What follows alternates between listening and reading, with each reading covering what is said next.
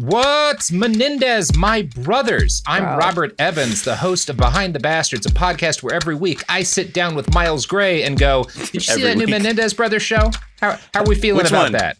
The one where they're all hot for each other? The one where Javier Bardem is their dad. Yeah, I love that. I know there's a lot of reasons to have issue with that. I know the brothers have taken issue with that show's depiction. I will say I think it fundamentally shows the killing as justified, because if I walked into a house, any house, I just rewatched No Country for Old Men and saw Javier Bardem there, I'm opening fire. You know? Oh yeah. Like it's not even about the other stuff. It's just about like he's terrifying. You His know, Anton Chigurh energy is exactly. If I could go to a fucking like charity fundraiser for orphaned children, and if he was hosting, I'd be like, dude, lighten him up. I'm sorry, I cannot sheathe my blade until it has spilled blood. He could have a cattle bolt gun anywhere. And even if you handcuff that son of a bitch, he could get you. Look, he's freaky. He's freaky. He's terrifying. He's a terrifying man. He was in that movie Vicky Cristina Barcelona, and he's supposed to be he was charming in that movie by a pedophile. He was supposed to be, but I was like, is that what it's about? No. It's Woody Allen. Kind of polyamory. Polyamory as depicted by Woody Allen. No stumbling blocks detected for that concept. No. You know who's not terrifying, or who is terrifying but terrifyingly talented, is Miles Gray, who I already introduced. I don't know why I'm doing it twice. Shit. How are you doing today, Miles? I'm great, Robert. How are you doing? I'm doing good. Miles, you're a man. Sophie, I gotta ask you. Yeah. The Lakers, you feeling good? Based on what JJ Redick's been saying? I mean, I really appreciate that he's feeling so confident, but I'm not. Okay. I'm not feeling discouraged. That's what we do. That's what we do as Laker fans. Okay, I'm sorry. I had to just interject. The Lakers, famously, all men. You know, Miles, you're a man. Manly I'm men. a man. Wow. Manly men. I'm a man.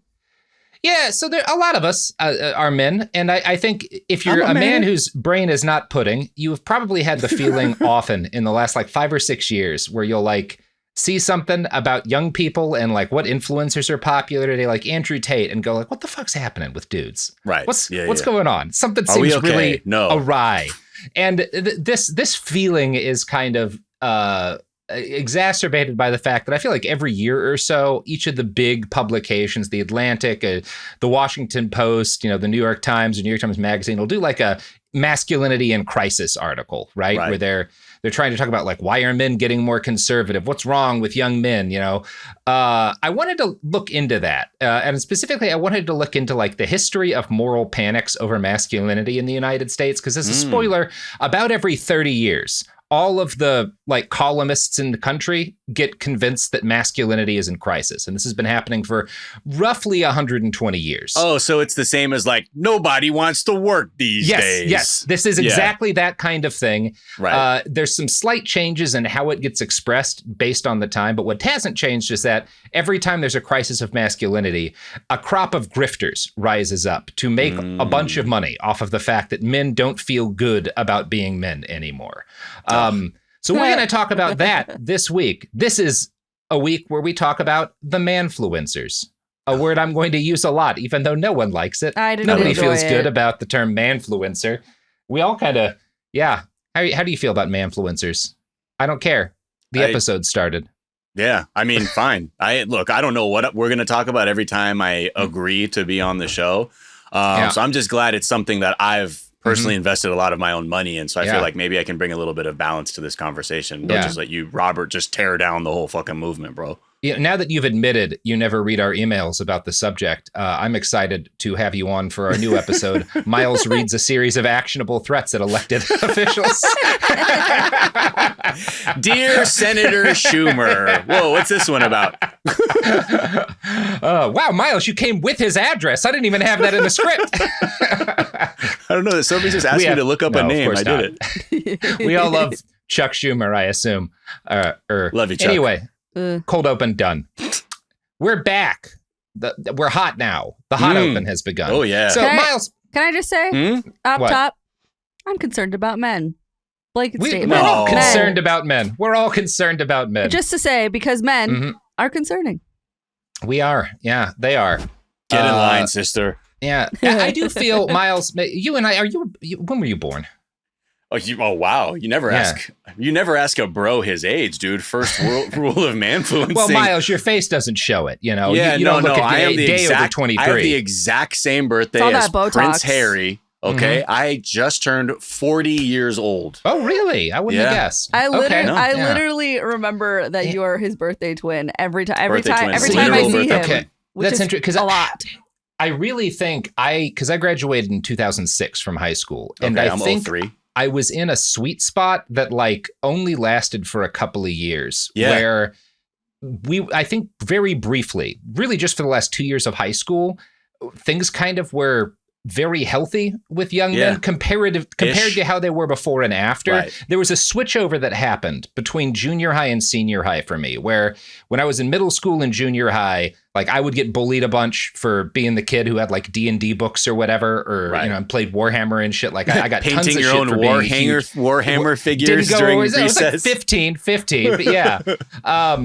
Like that didn't go well for me. And then when I was in my junior year, World of Warcraft came out, and suddenly all of that stopped. And it was right at the same time that like people started getting a little less shitty, and then suddenly a lot less shitty towards like queer kids in school. There was this like brief period where all of the trends and I think I was kind of right on the cusp of it, because I just noticed that all of the weird kids stopped getting as much shit when I was about 16 years old. Right. It doesn't seem like that lasted very long, but yeah I don't know. Yeah, I mean, I remember in high school we used to give swirlies to the D&D kids. I've got some swirlies until I had a growth spurt at around age 14, and then suddenly like I was too big for swirlies. But got a lot of terrible eye infections as a result of those swirlies. Some rough days, in my early years. No, but I think I know what you mean, because too, like there was also like for my age, it was like Eminem was also like the guy who was rapping, and you were just hurling the F word around like with reckless abandon. We let Eminem get away with a lot. A lot, folks. Spotify threw me a couple of his songs the other day, and I was like, Jesus Christ. You're like, what did you just say? This man was out of pocket. Yeah. But that was the thing. You could like, but if you're like a black guy doing that, then they'll be like, we need to talk about censoring music. But then, my like mom Eminem, liked Eminem. Moms love Eminem. Moms love Eminem? Yeah. Wow. My mom didn't, but my mom also didn't. I don't think my mom knew who Eminem was probably until 8 Mile, and she's like the white guy from the rapping movie. Yeah. Anyway, so Miles, a few days before I sat down to write these episodes, a video started going viral, and this is not the first time I've seen this video go viral. It's happened at least once more, like a year or so earlier. But it shows you may have seen it. It shows a group of soggy men in their late 20s to early 30s standing by the ocean, holding sledgehammers awkwardly, like while a dude who appears to be about 20% trenbolone acetate and creatine by body weight hurls abuse at them. And I'm gonna show you a segment of that clip. And before I do, you should know that each of the wet dudes getting yelled at paid $12,000 for a 3-day course. So everyone standing there getting screamed at has settled out $12,000 for the experience. You don't fucking deserve to be here. Fucking quit, you piece of shit. I want to be a better man. I want to be a better husband. I want to be a better father. I want to be a better, you fucking whiny piece of shit. None of you deserve to be here. Back. You better move with a fucking purpose. Belly. Feet. That's embarrassing. That's just embarrassing. That's just embarrassing. Yeah. These guys can't even like lift the sledgehammers, and they're just like, please abuse me. No, Sophie, I do think you should click the first link that I gave you and show that video too. Now that we've seen the first one, because these are all fun. So the first one that I had keyed up the first time. Yeah. I just love watching men pay money to get screamed at, and know that like every dom that I know would charge a lot less, and then you'd be with the pretty lady. Yeah, exactly. Like it's just a much better deal. And someone who smells good and takes the profession seriously. Right. Enjoy this, and like if you know any of these guys, please tell them to see their dermatologist, because I see a lot of eczema. Yeah. Here's why. Are you touching me? Are you touching me? Are you touching me? What is going on? Get the fuck off of me! I'm not little bitch. I'm not touching you. What? That's embarrassing. Get in the tub. Man, Get in the tub. absolutely not. Incredible way to spend $12,000. The way that they understood when he was like, feet, belly. Mm-hmm. Yeah.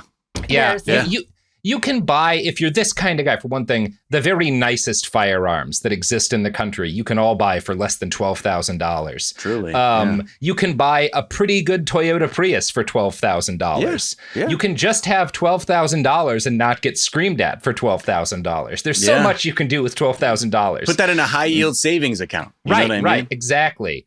Put it under your bed. Anything but spend it to get screamed at. Yeah, by some guy whose fucking dad failed him. So he's just like, let's just repeat the cycle together, guys. Mm-hmm. Yeah. Now, this is a video from the Modern Day Night Project, which exists to take upper middle class men who have money but no sense of self-worth and put them through an intense, unpleasant, but also short and manageable experience so they feel like real men. Their website even includes a very depressing banner ad right at the top that says, "Attention, the Modern Day Night Project is only for entrepreneurs, executives, and leaders." Wow. Your family deserves the best version of you as a leader, husband, and father.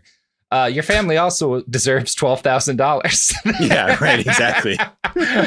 Now, this whole course is based on a kind of the public understanding of something called Hell Week that the Navy SEALs do, which basically, if you're going to become a Navy SEAL, there's a part of the training that's a week where you spend all of your time doing very miserable, torturous exercises, generally in and around the ocean, and like not really sleeping.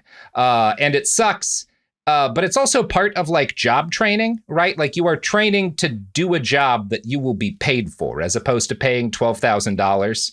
And it's also, I think there's a lot one can debate, is Hell Week really necessary for training Navy SEALs? But what you can't debate is that like Navy SEALs go on to do a thing as a result of this experience, as opposed to right.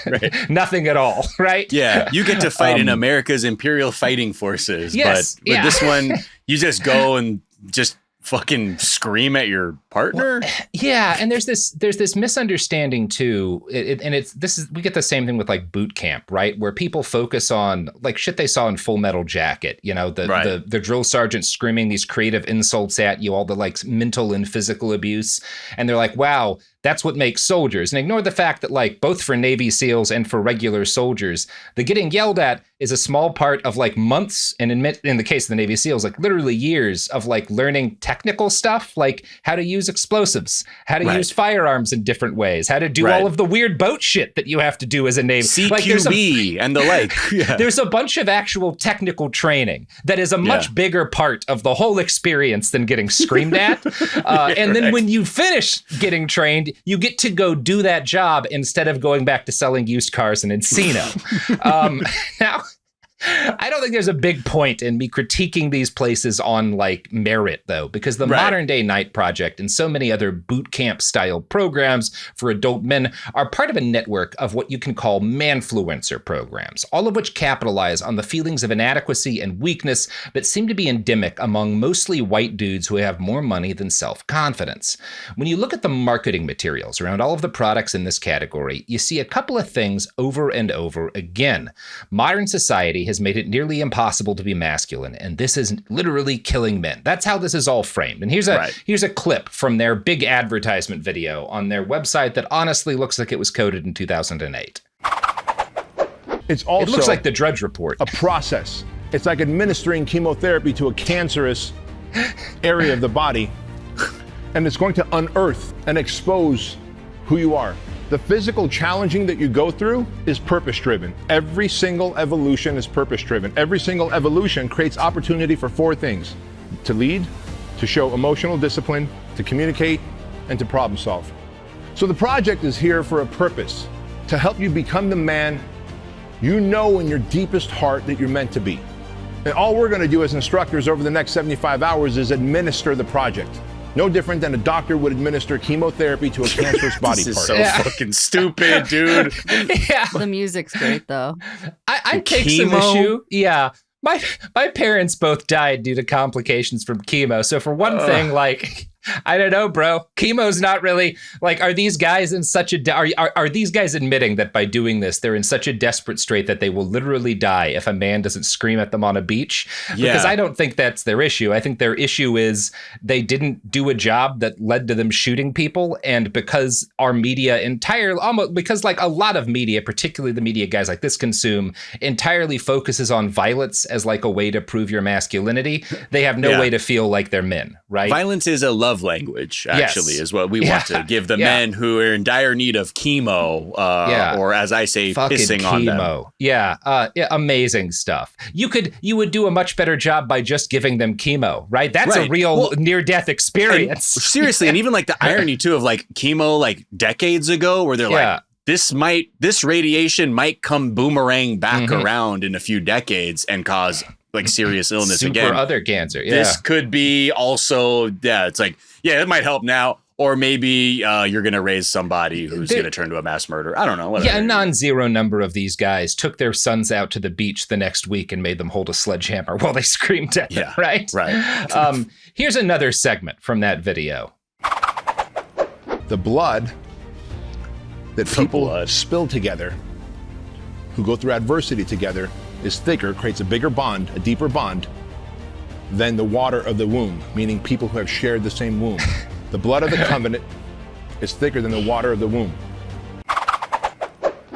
Cool, bro. Now, what? What the fuck, man? What a cool guy. The blood of the covenant. This is a covenant? Right. Do any of these men even understand the gestational process either? Well, they'll be like, it's a water womb? What's that part again? We're calling this a covenant because everyone paid $12,000 to get yelled at on the beach together. That's a fucking covenant. Honestly, now? Like, you my better God. for $12,000, they better be calling it a fucking covenant. Yeah. If it's just like a bunch of cool guys hanging out, getting pissed on at the beach, then it ain't. It doesn't sound as good.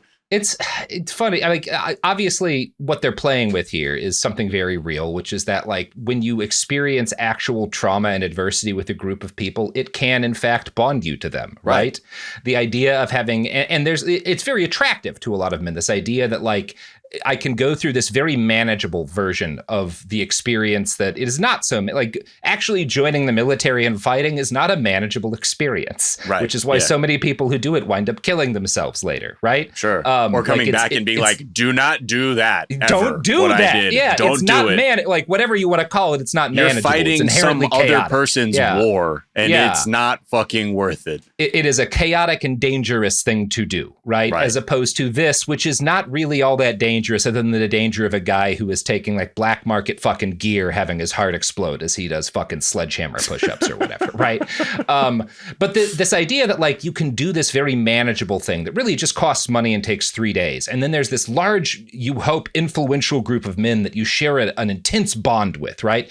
That is attractive to a kind of guy, a fairly normal kind of guy today, because it's very normal for men today to be overwhelmingly lonely. A study by the Survey Center on American Life in 2021 found that 1 in 5 single American men report having no close friends. And that's a catastrophe. That really is like an existential threat, because when you have young men who are miserable, it's very easy to convince those young men to do terrible things. This has been a problem for all of human history. I've seen this cycle happen a lot of times. Yeah. Like you got bored young men or people who have taken up arms previously and have nothing to do. I'm like, hey, what are you guys up to? Yeah. Nothing? Miserable and alone. Paying $12,000 to get screamed at on the beach. Yeah. Jesus. 12. What? My math, $4,000 a day. $4,000 a day, something like that. Yelled at on the beach, and you think you're entering some fucking covenant with other people who have the same terrible problem-solving skills you do, where you thought this was the way out of whatever your problems were, and then you think you're going to be able to open up to the guy who said you're a piece of shit over and over when you have any kind of problem that might need any kind of nuanced advice. Yes. Sign me up. Yeah, someone lend me $12,000. Yeah. Now, there's a very good Vice article on these camps and on the Modern Day Night Project in particular by Brendan Burrs. It does a pretty good job of describing some of the sorts of guys who find programs like this appealing and why. I'm going to quote from that now. The first time that Vikram Diol, a 39-year-old real estate agent and recent divorcee, met Bedros Kalouian, he was at a 3-day business workshop hosted by Kalouian. Seeing Kalouian's tattooed sleeve, his square-set jaw, listening to his gruff, gravelly voice, Diol thought, this is a man I want to be like. His thoughts kept tumbling. Am I man-crushing this dude? Holy shit. This is a good example of what you might call the shallow appeal of this program and the men who run it, right? These guys all look like the special forces dudes I watch in movies. I wish I was that kind of guy, because I've kind of been taught that that's the only way to be that has any value. Now, feeling that way, it's not something to be proud of, but I wouldn't say it's shameful. It's extremely common. Most men go through a period of time where they're like, I either should try to find a way to go fight, or I wish I had, right? That's not an uncommon experience for men. And there's a lot to be said about the idea that, like, it's probably healthy as a society to have various rituals that are widely recognized that, like, signify the passage into adulthood, that, like, societies that build something like that in avoid some problems that we have in our society. I'm not against that idea. I just think you probably shouldn't have to pay $12,000 for the privilege, you know? There should be no barrier to entry. Yeah. Now, Brendan writes about another attendee, Keith Schmidt, a 49-year-old veteran and firefighter who was struggling with mental health issues. Quote, he had his demons, childhood trauma full of sexual, physical, and mental abuse, plus PTSD from serving in the military.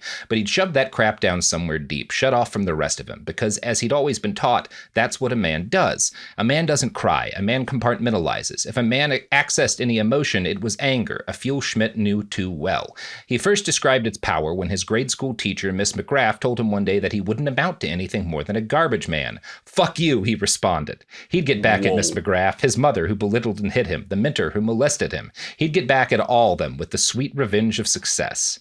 And, like, that is so sad, because that is a man in desperate need of, like, mental health care that $12,000 could provide a lot of. You can buy a lot of good therapy for $12,000 for $4,000 one day's cost of that screamo camp, and you put that into therapy. Shit, you might make some progress, right? Yeah. And Schmidt is one of the guys who will claim repeatedly that this program improved his life, maybe even saved it. And who am I to argue with him here, right?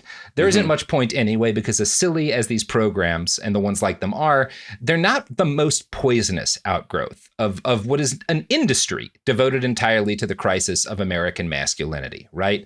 Unlike the most influential voices in this industry, guys like Andrew Tate, Kalouian isn't tricking guys into an MLM, or so far as I can tell, ranting about race science and the evils of the 19th Amendment. He's just selling men the fantasy that their problems are rooted in the fact that their lives don't share enough of the aesthetics of an action movie from 2011. Right. Yeah. Which is funny, because, you know, the irony to me is that this whole obsession with SEAL boot camp, that's from G.I. Jane. It sure is. That's lot of it. That's from a fucking movie where a woman got through that, like, buds training for SEALs. And that was, I think, one of the very first mainstream depictions we got of what buds training looked like for Navy SEALs. So it's interesting, too, that we're also referencing a movie to define masculinity that was about this woman who went through it and became a Navy SEAL. And it's like, yeah, dude, like that, man. But for us. It's so, and it's such a, again, I have a lot of friends who served, particularly in, like, the Marine Corps. Probably the closest friend I have who did, and who then went on to fight, like, described it to me, because I asked him about boot camp, and he, like, his description was so very different of this kind of shit. He was like, it's a game. It's like a very silly game, and you realize the rules of the game early on, and you realize that, like, most of the instructors, the ones who aren't out of their mind, are playing a game too. And if you play along, then, like, you can get the thing that you want out of it, which is being done with it, right? That was his attitude. I also have a friend who shot himself in boot camp. So, like, boot camp contains, people have wide varieties of reactions to it, but just the idea that you would voluntarily pay money to have this experience is fucking nuts to me. Yeah, right. Yeah. I mean, it's convenient too to think that rather than interrogate your own beliefs or trauma that might be informing, like, where you're at in life, it's just easier to be like, yeah, dude, I think I just give this maniac $12,000. Like, $12,000, and I don't even get to fire a fucking machine gun. No, but I can hold a sledgehammer for 5 minutes above my head. Yeah. A lot of my friends who went through boot camp got to fire an automatic grenade launcher, which is worth 12. Now that's approaching a $12,000 experience, right? It's like, we got to use a China Lake a Mark M79. 19, huh? Yeah. Wow. Now, a writer who isn't me, but whose name I have long since forgotten, once described kind of what we're seeing with these camps as cargo cult masculinity. Now, if you haven't heard the term cargo cult, there's a couple of things it can mean. It's actually a much more complicated term than it usually gets boiled down to. Generally, when people reference it, they're talking about a specific cult called the John Froome cult, which was spotted in a bunch of Melanesian islanders after World War II. And the gist of what had happened is for years during the war, they'd been gotten airdrops of supplies as soldiers had billeted on the island. And a bunch of the shit that was sent to those soldiers, including Western food and technology they hadn't seen before, wound up getting, being accessible to the locals as well, right? When the U.S. pulled out, some locals engaged in this kind of cultic behavior, trying to emulate some of the practices they'd seen soldiers engage in. They'd done parade ground marches with fake rifles carved out of wood. They'd ritually used these kind of hand wave landing signals and fake control towers and stuff. They'd carved headphones from wood to try to reenact what they'd seen the soldiers doing that had brought the planes, right? Because they didn't really understand fully what was happening, because these are people that just had not been a part of the technological world prior to World War II, right? So cargo cult masculinity is people applying that same kind of logic to the idea of being a man, right? You're carving the headphones out of wood to try to pretend like you're in a command tower because you don't understand what it actually is that's going. You want the sleeve tattoos and the beard, and you want to own the gun that you saw in the movie because you don't actually understand what it means to be a man. There's nothing to it to you but these kind of signifiers, right? Right. So this week, we're going to be talking about the men who have made servicing this cargo cult into an industry. And to talk about where that industry started, we're going to have to go back a century or so, to a time when modern masculinity gurus assure us men were real men who worked hard, didn't complain, avoided seed oils, and went over to Europe to fight in world wars every couple of years.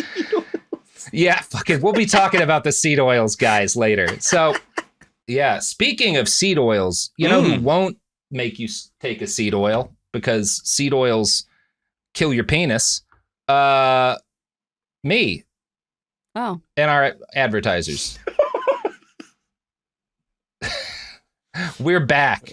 We're back. And hey, if you want to kill your penis, because fucking vas deferens, getting those clipped is expensive, just eat some seed oils. I guarantee you can't get someone pregnant if you eat seed oils. You can sue the iHeartRadio Corporation if you get pregnant after eating seed oils. That's a promise. Just get a fuck ton of rubber bands, too. Yeah. We could probably do it with that, too. You can, in fact, do that, Miles. So, the early 1900s is in manfluencer lingo, this is the ideal time to be a man, right? This is when everything was better. Today, if you listen to these guys talk about what went wrong with men, they'll talk about the first half of the 20th century as almost this perfect time, right? Men were men, everything was better. And this is largely because their attitudes of what it was like for men in this period of time came entirely through the lens of film and television. So it might surprise people to learn that the 1920s, the turn of the century to the 1920s was the site of our first real crisis of masculinity in the United States. Now, my main source here is an excellent article on what's called male compensatory consumption by Terence Witkowski for the Journal of Macro Marketing. It starts by making the case that back during the colonial period, popular notions of masculinity tended to focus on either the wealthy slaveholding heads of planter dynasties or men like Jefferson's mythic yeoman farmer, right? Heroic artisans, which is the term Witkowski uses, who lacked wealth but were skilled, physically strong, and self-reliant. By the early 1800s, this had started to morph into a recognizable phenomenon, the cult of the self-made man. By the end of the century, the American ideal had solidified into something still very recognizable to us, the independent homesteader or small business owner, carving a place for himself out of the wild frontier or the chaos of the city. Nearly all manfluencers today model themselves on one of these two archetypes. In fact, these attitudes have been so consistent that back in the 1970s, a psychologist named Robert Brandon summarized the 4 themes of masculinity in American society. Number 1, no sissy stuff. Number 2. Wait, was that actually number? Yes. It's basically he's it's scared of being scared of being gay, stupid. Right? I think he's got it on the money, right? Fear of being seen as gay is a big attitude of masculinity. I just love it. Number 1, no sissy stuff. And no we sissy all know stuff, what that right? means. Number two, the big wheel, right? That's a reference to the need to be the provider, right? The source of wealth and financial success that like the people in your life are reliant on. Number three, the sturdy oak, right? That's like the protector, defender of your family. And number four, give him hell, right? This need to be seen as like a fighter, you know, to some extent, at least capable of fighting for yourself and your family and whatnot. Now, this understanding of the American man was the product of generations. It was a thing that was like formed over time, a great deal of time and a great deal of like media, right? But it met its first existential conflict during the tail end of the Victorian era, ironically as a result of the strict separation of women and men's spheres of existence during that period.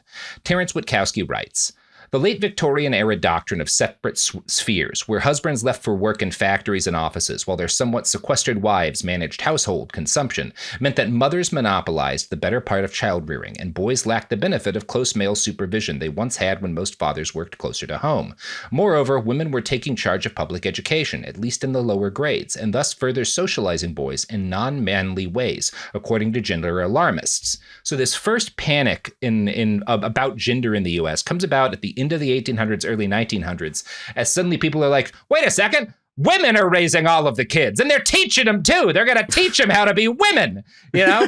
Like, you know how that works. Women only know women things. They only know they transmit to the boy. Why did we send all of our men off to die in coal factories? It is interesting that also, like, and this is up to the present day, all of these crises in masculinity start as a result of like bad things capitalism does. Because, right, it is bad for like children to never see their dads because they're working in the poison factory, you know, like that's terrible. Right. And why is that? Well, you know, they have to exploit his labor. I made 15 cents a day standing in a pile of cyanide up to my nipples. Couldn't raise my kid. We ate asbestos-covered apples for lunch. Mm-hmm. Yeah. And this brings me to the most influential right-wing moral panic of the modern era, because I think it relates exactly to the kind of panic you saw at the turn of the 19th century. And I'm talking about Gamergate. Now, if you happen to be under a rock or too old or too young to spend time in places like 4chan during Gamergate, I'm going to summarize what happened. They missed out, huh? Yeah, terrible. You guys lost it. You were just talking about that sweet spot in 06, and you're like, were you on 4chan for Gamergate? It really was. We had about 8 years.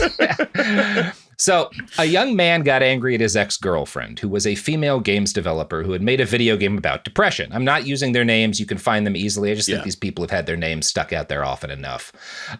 He alleged that she had slept with a gaming journalist, and she had dated a guy at a website called Kotaku. Now, that guy had not written about her game.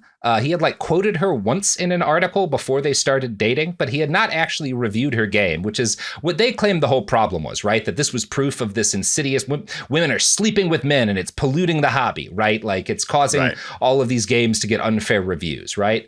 Now, what had actually happened is that gaming had become the most popular form of recreation in the country, and that also made it popular among women and men who weren't assholes. And this led to a broadening of what games could be. You really saw in this period of the early aughts this like explosion in all of these independent games that had very different ideas on like what gaming ought, or like what a game could be, that did not comport with the big AAA games and stuff that had been huge in the past. And like these games didn't stop there from being AAA games where you murder people. That's still the most common kind of video game. In fact, I just finished replaying Cyberpunk 2077. Games where you murder people are better than ever. We've gotten so good at games where you murder people. We've perfected it, Now you can be pretty much any three-letter agency you want to be, too. Like, there's probably a game for that, too. Yeah, there's a game for whatever kind of murder you want to commit, guys. You're fine.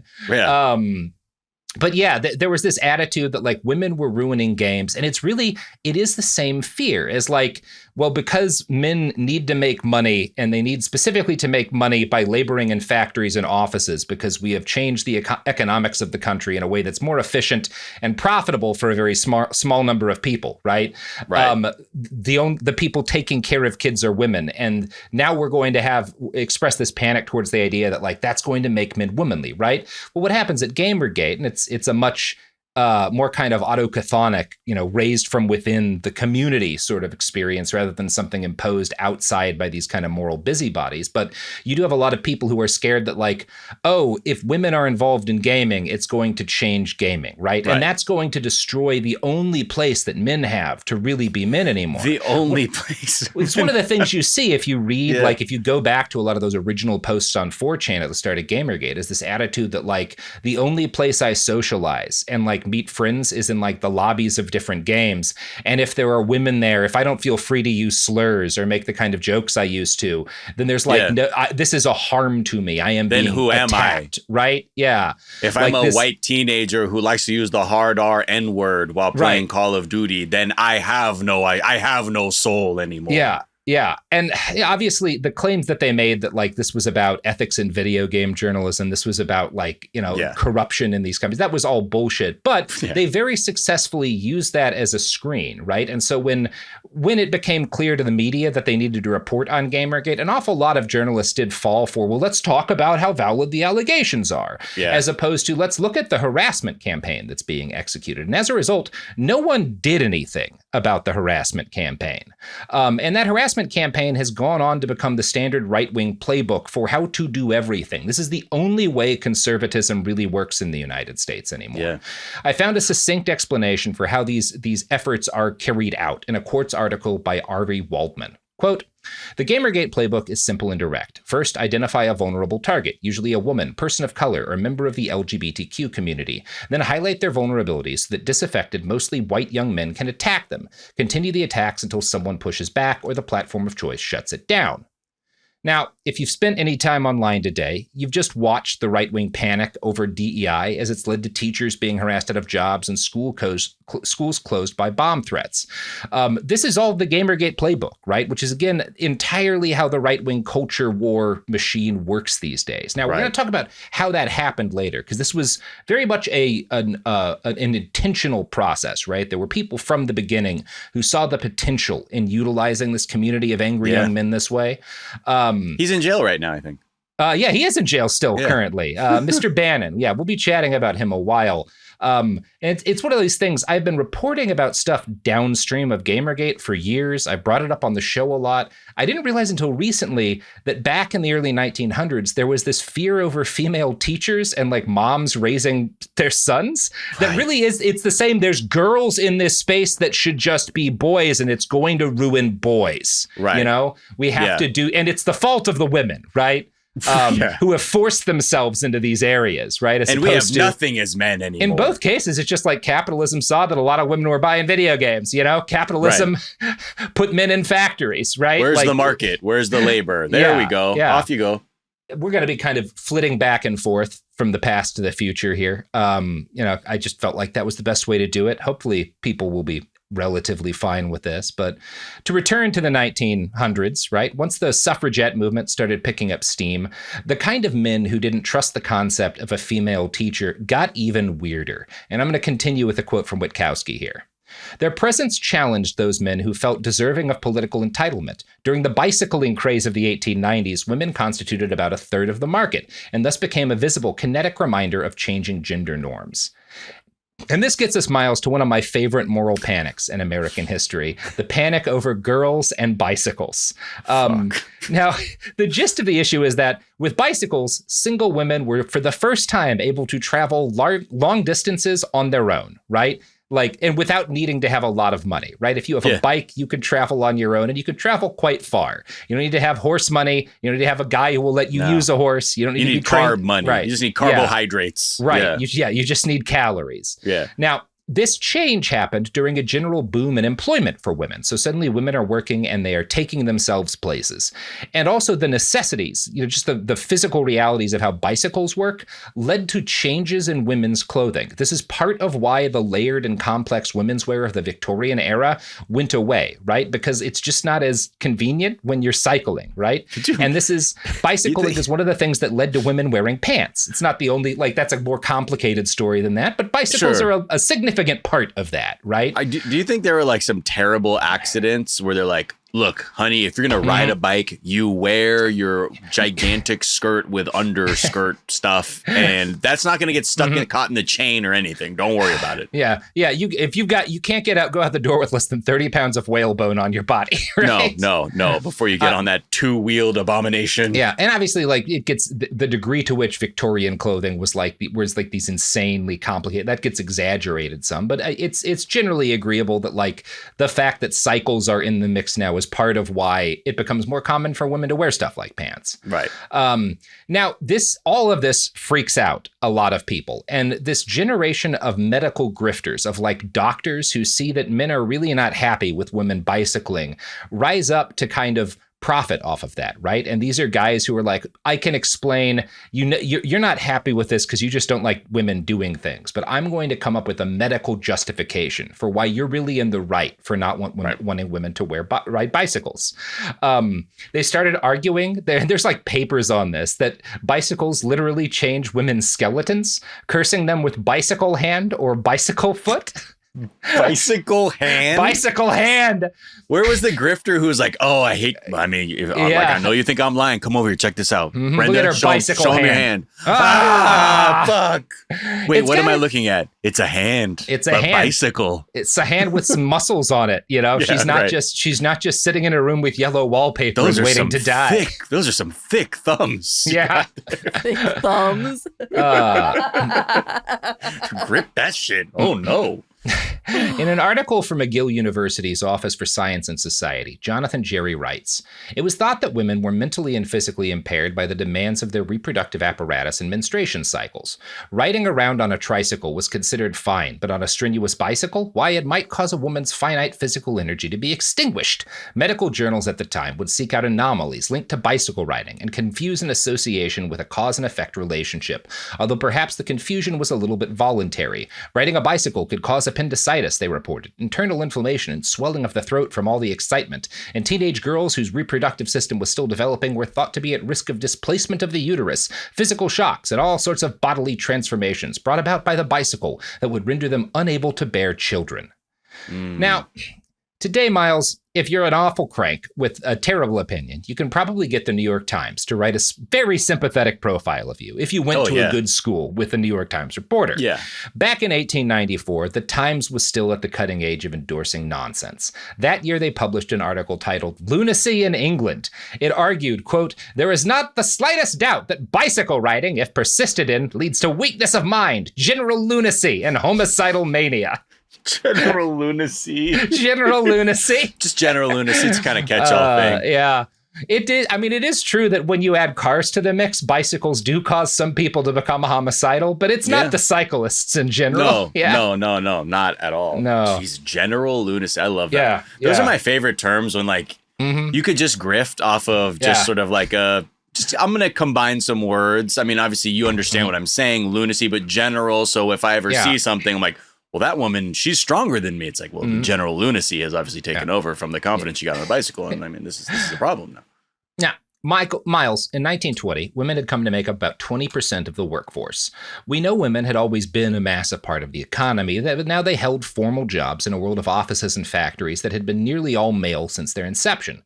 This caused another panic, one that resembles modern panics over migrant workers, as employers realized women could handle a lot of the same jobs that men could, and they could pay women half as much for their labor. Right? It is weirdly like very similar to the panic you get over migrants, and it's all focused on the fact that capitalists, again, are seeing like, well, we can just have women do the same things and pay them half as much. Like, there's no one's going to get angry at us fucking over these ladies. And men start getting pissed that, like, well, women are taking these jobs that used to be held by and it's specifically, this is not factory work. Women aren't replacing men in coal mines. This is jobs that had been held by educated men, right? Like bookkeepers in stores, right? These guys are, a lot of these men are replaced by women and cash registers in the 1880s.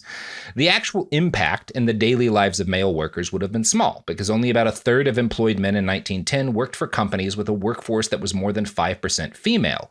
But because of the kind of men whose jobs were disrupted, and the kind of men who feared they'd be next were white-collar types, the cultural response to this disruption was an obsession with manliness, right? And it came about in a large part as a result of like guys who worked for newspapers expressing the anxieties of their class, of like educated men who didn't get their hands dirty, right? Right. Witkowski writes, social historians have contended that many American men engaged in myriad forms of gendered consumption behavior to compensate for threats to their masculinity by an increasingly administrative and allegedly feminized culture.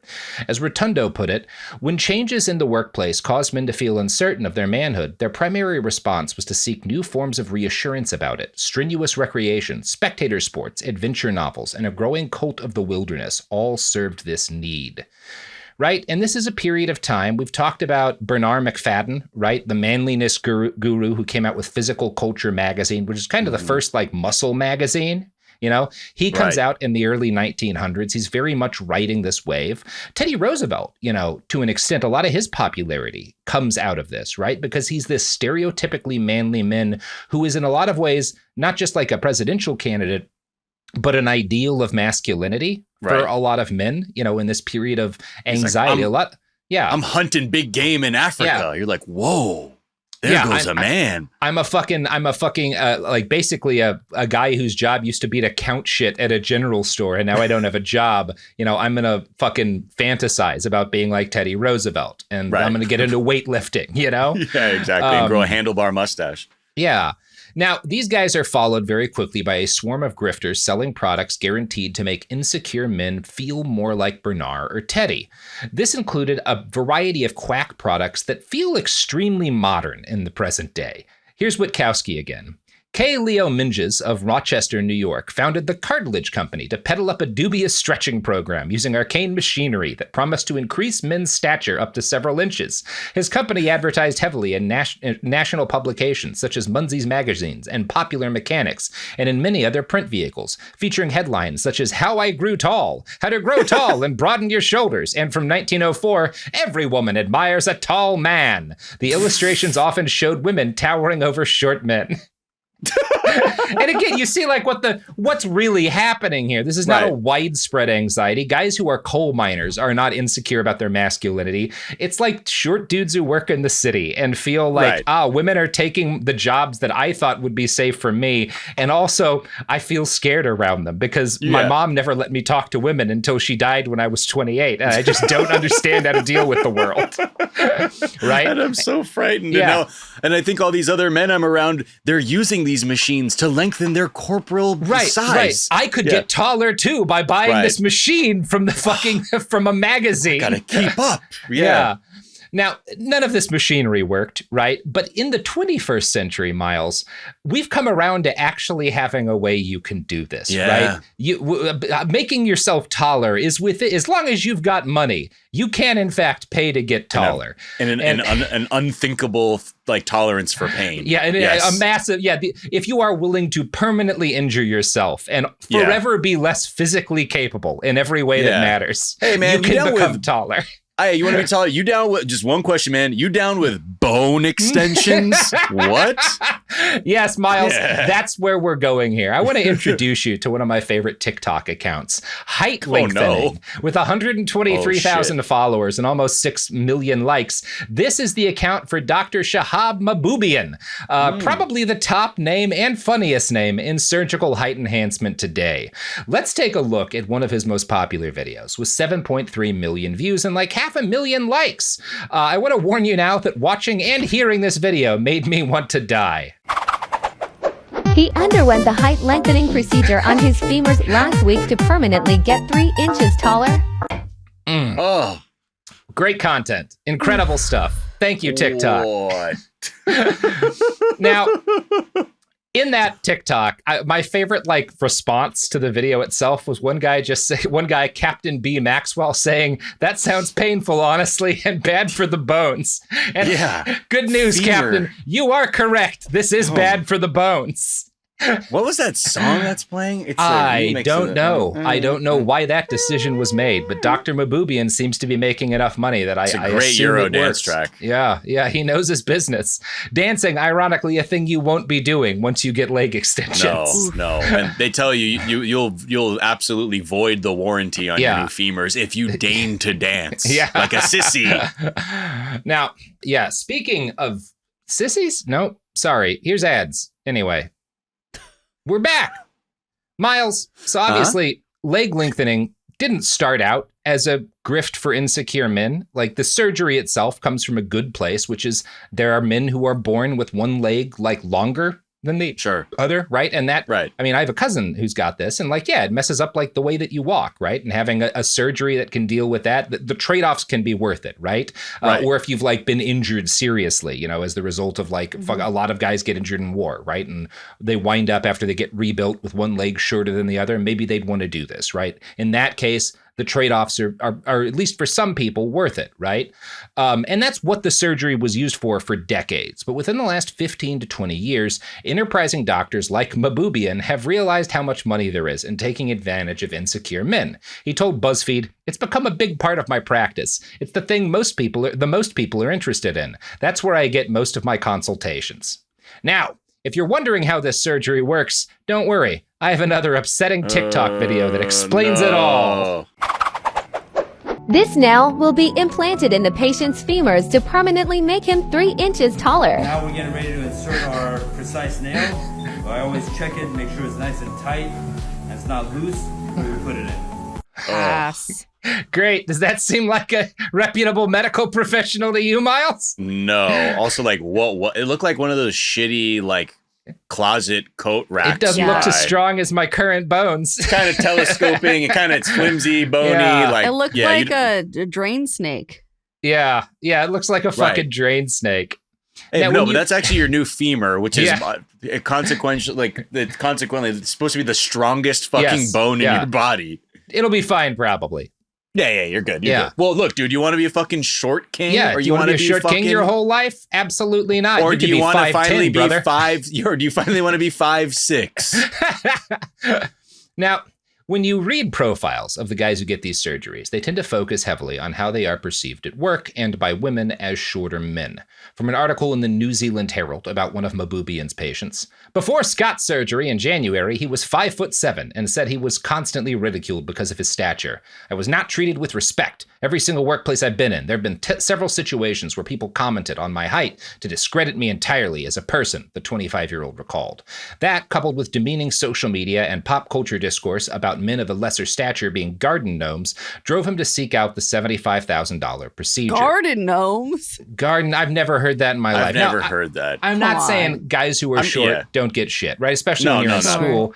We all get shit for something, though, brother. There's not a person I know people who are like professional models that have horrible insecurities about aspects of your body you would never guess because some dude made fun of that part of their body when they were like 15, right? That's just life. That's just being a person. You just got to deal with it, man. Right?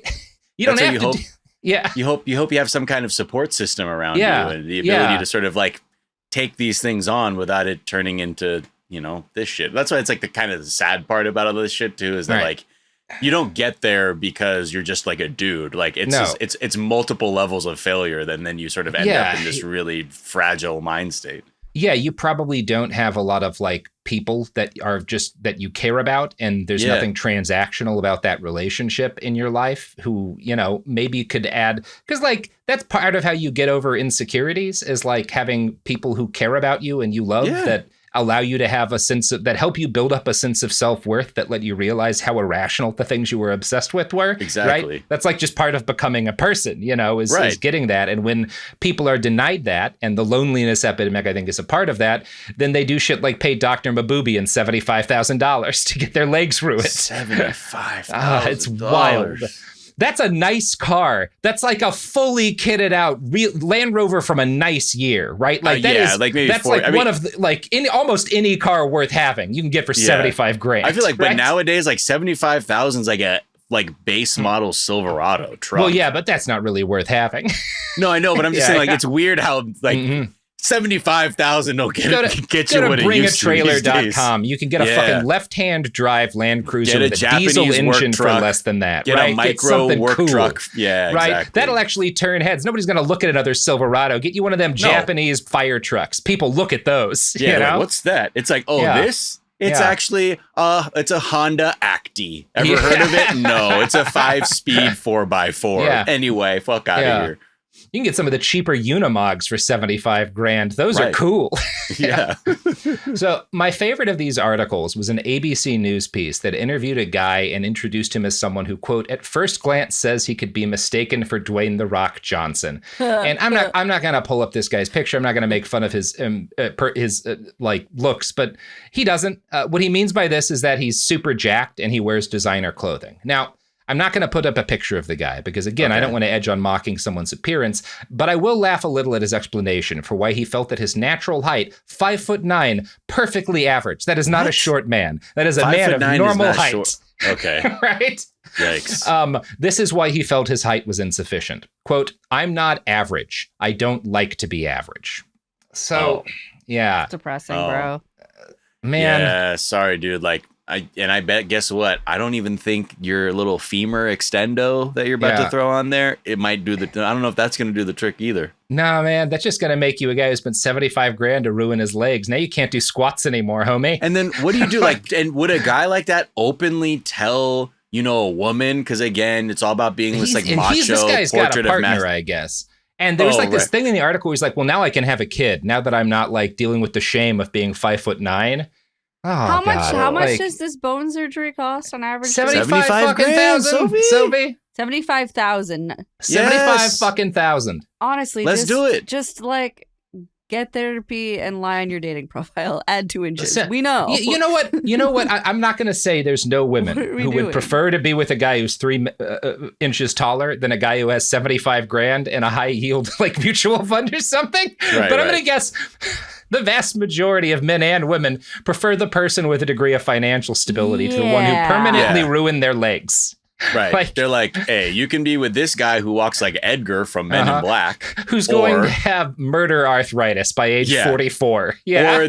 Or this guy who's 5'8" and has $75,000 in the bank. Some of this comes from the shit you get with the incels where they're like, there are these locked in stone physical features. And if you don't have the perfect version of all of them, you will never know love. And again, maybe this is just me coming out of non-monogamy communities, but I know so many short guys who get laid to a degree that would make these people's fucking heads spin. You'd cry. And it's because they know how to do shit like drive forklifts. And they wound up doing showing in a public situation that they had some sort of cool knowledge. And that got someone interested in them, which is the way most people get people just walking around. Walking around with the air of self-acceptance. Yes. That's not even you don't have to demonstrate I can parallel park a big rig. No. Just if you walk in, people notice, when someone is just not on some superficial, super fragile ego shit. People are generally attracted to folks who go out, and this is men and women, attracted to folks who do cool things in the world. And you have with 75 grand, you can pay for training to do any number of cool things that you don't currently know how to do. It's even cheaper to be able to laugh at yourself too. Yeah. That's another underrated quality that people not being this kind of guy who is so angry at his being 5'9" that he destroys his physical health for life. Yeah. Oof. Yeah. Anyway, so grifters like the Cartilage Company and Dr. Maboubian are products of a society with a lot of access to easy money and deep, widespread insecurity on behalf of the people with the most of it.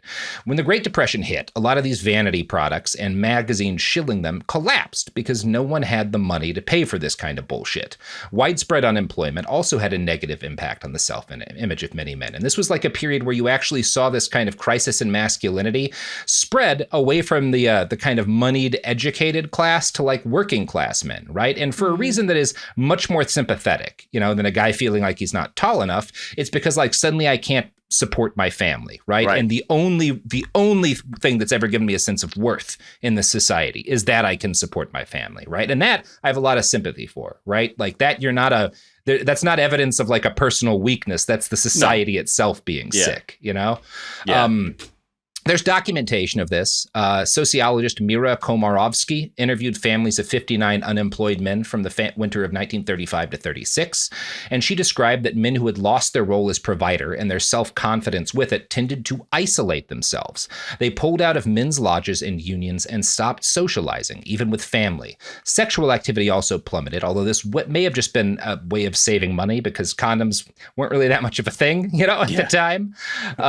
Rich guy over here. Yeah. like condoms. Yeah, you can afford to have sex and not make more kids that you can't pay for. Yeah. Now, what I found really interesting about this study is something that Witkowski summarizes here. Men out of work or underemployed had additional time on their hands. A wide selection of inexpensive home leisure activities, from playing solitaire to assembling jigsaw puzzles to building model kits, became quite popular. Considering the meaning of hobby consumption, Young observed, their most important contribution during the Depression years was a capacity to impart a sense of self-worth to the hobbyist. Jobs might be scarce, but working hard at a hobby fulfilled the need for self-esteem. That's what a person was doing had value, and that the hobby itself took attention away from the economic difficulties of the day.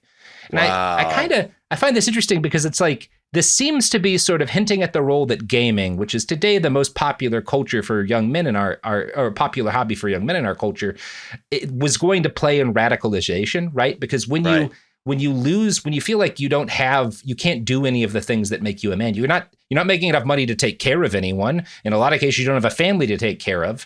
You saw back in the Great Depression, a lot of the men experiencing this turn towards like hobbies and games. And I don't think that's unrelated to what's happening now, to shit like Gamergate, right? I think there is a line there, right? Yeah, for sure. Yeah. If you aren't able to demonstrate some ability of being potent and like with whatever financial options you have, then fuck it, dude. Like, I'm going to prestige a bunch of characters in Call of Duty, or I'll build a ship in a bottle.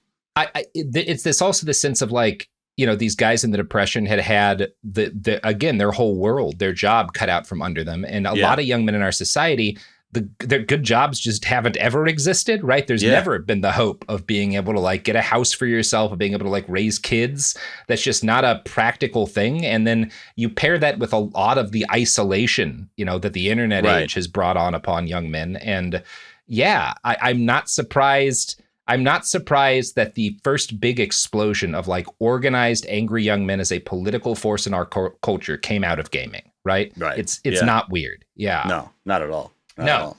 And Steve Bannon was one of the first guys to realize that this was on the offing. In 2015, in the immediate wake of Gamergate, he saw the angry young men who'd been so easy to rile up, harass, and threaten young female developers as a ready base of support for Trump's nascent campaign. He bankrolled and supported the career of early influencers like Milo Yiannopoulos, who had gotten their start making media to service the community of enraged video game nerds Gamergate had started to organize. Now, Yiannopoulos is still, unfortunately, kind of with us. He pivoted successfully to the alt-right, which as a cultural product was a direct descendant and refinement of the basic elements present in Gamergate. This cultural product was wildly successful at thrusting a lot of these tactics for manipulating mass media and harassing opponents into silence into mainstream Republican politics. And that's a dark thing on its own, but there was a darker side to Gamergate, because the communities the alt-right came out of had only been momentarily useful to guys like Bannon. He wanted power, and Milo and other influencers who kind of came up as a result of his money wanted an audience of people who weren't just freaks mailing dead animals to girls they hated. They left those guys behind as they started courting senators and governors, but the fever swamps remained, and the people inside them did not handle abandonment and the passing of their cultural moment well. Now, one of the websites that came out of Gamergate was 8chan, right? Gamergate really gets kind of started being organized in 4chan. 4chan eventually kicks these guys off for all of the harassment and law breaking. And so 8chan gets created in like 2014 as a place for these people as refugees to go. And 8chan very quickly becomes a place dedicated to harassment, right? Particularly to harassment of women.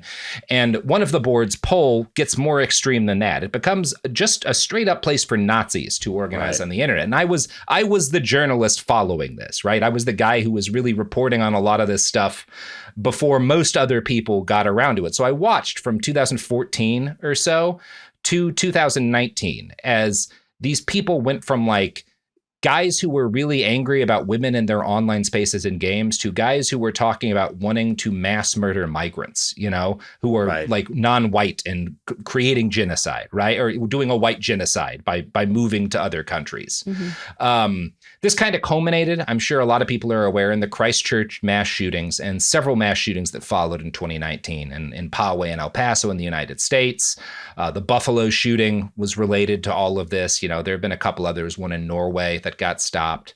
And when I was writing about this at the time, I used a term called the gamification of terror to describe the process by which young men socialized, largely online in games, used things like Twitch and first-person cameras to stream their massacres, right? It was taking now all of these elements that had been present in the gaming that had kind of brought them together and putting it into these real world massacres, right? Because it made them, in part, it made them more familiar. It made it feel like something that like was more a natural outgrowth of what they were already doing. And it was just something they understood. It was the way that they communicated, right?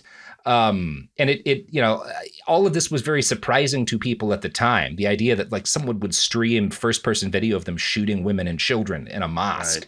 But if you followed these people, it really wasn't strange at all. You know, it was the only way things were ever going to go.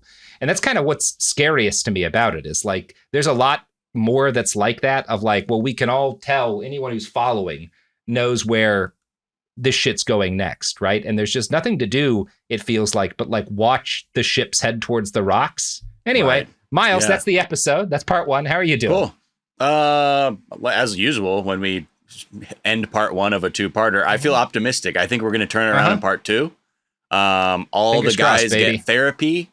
And maybe and all the girls get to be not near any of those guys. And maybe in part 2, Robert will pronounce the guy's name Milo. We don't know. It doesn't matter. Fuck that guy. Yeah. Fuck that guy. I'm sorry. I don't care. Doesn't matter. Doesn't matter. I almost talked about Davis Arini today, but I decided not to. Maybe next time, friends. Maybe next time. Miles, you have anything you want to plug? Check me out every day, just lamenting about, celebrating the downfall of our society. And also funny stuff, too, on the Daily Zeitgeist, which is fun with Jack O'Brien. Check that out. Yeah.